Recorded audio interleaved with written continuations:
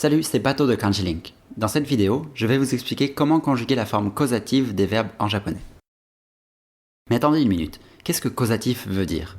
Ok, imaginons une maman. Elle a un dur métier, car elle doit toujours prendre des décisions. Par exemple, est-ce qu'elle devrait faire étudier son fils, ou le laisser jouer aux jeux vidéo? Peu importe ce qu'elle choisit, faire quelque chose à quelqu'un, ou laisser quelqu'un faire quelque chose, s'exprime avec une forme en japonais, le causatif. Maintenant, regardons comment le conjuguer. Nous allons commencer avec les verbes du groupe 1. Pour vous expliquer comment conjuguer le causatif, je vais avoir besoin de ce tableau de conjugaison que vous pouvez télécharger sur mon site. Donc, la conjugaison de la forme causative est la même que la forme familière négative nai. Vous cherchez la terminaison du verbe et montez de 2 lignes. Pour changer la terminaison en e en une syllabe en a. Attention, comme c'est la même conjugaison que la forme familière négative nai, ça veut dire que si le verbe finit avec le hiragana e, il faut le changer en wa et non pas a. Une fois que vous avez fait ces changements, vous pouvez ajouter seru. Essayons avec un exemple concret, yomu, lire. Pour dire faire lire quelqu'un ou laisser quelqu'un lire, je dois utiliser la forme causative. Ce verbe finit avec la syllabe me. Je la cherche dans le tableau de conjugaison, je monte de 2 lignes et transforme mu en ma. Ensuite, je peux ajouter seru. Yomu, lire, devient yoma seru, faire lire ou laisser lire. Que pensez-vous de iu, dire? Ce verbe finit avec le hiragana e. Alors faites attention, vous devez le transformer en wa avant d'ajouter seru. Iu devient iwa seru, faire dire quelque chose à quelqu'un, ou laisser quelqu'un dire quelque chose. Ok, maintenant vous connaissez la forme causative des verbes du groupe 1. On continue avec le groupe 2. Comme vous le savez, ils finissent toujours en le précédé d'une syllabe en e ou i. Et à chaque fois que l'on veut conjuguer un verbe du groupe 2, la terminaison le disparaît tout simplement. Une fois que vous avez enlevé le le final, vous pouvez ajouter saseru. Donc, comment diriez-vous faire arrêter quelqu'un? Le verbe arrêter se dit yameru.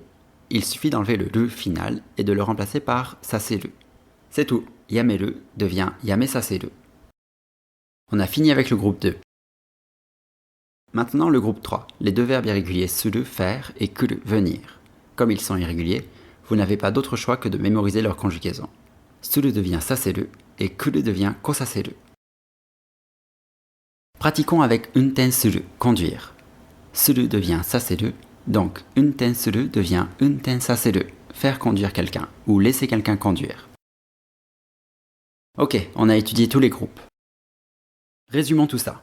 Pour le groupe 1, vous changez la terminaison en e en une syllabe en a, en montant de 2 lignes.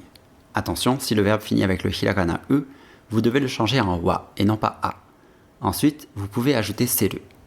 Pour le groupe 2, il suffit de remplacer le lu final par saseru. Dans le groupe 3, suru devient saseru et kuru devient kosaseru. Attendez une minute, mémoriser la conjugaison n'est pas suffisant. Vous devez faire attention à autre chose. Les particules utilisées avec la forme causative sont un peu compliquées. Je sais que vous devez être fatigué, mais on a presque fini, alors courage. Reprenons mon exemple du début. La maman décide finalement qu'elle va faire étudier son fils. Pour ça, elle peut lui faire lire un livre ou le faire aller dans une école préparatoire, juku. D'abord, mettons les verbes à la forme causative. Ce sont tous les deux des verbes du groupe 1, donc yomu devient yoma seru et iku devient ika seru. Jusque-là, rien de nouveau. Mais si vous voulez exprimer qui est obligé de faire ces actions, ça devient un peu compliqué.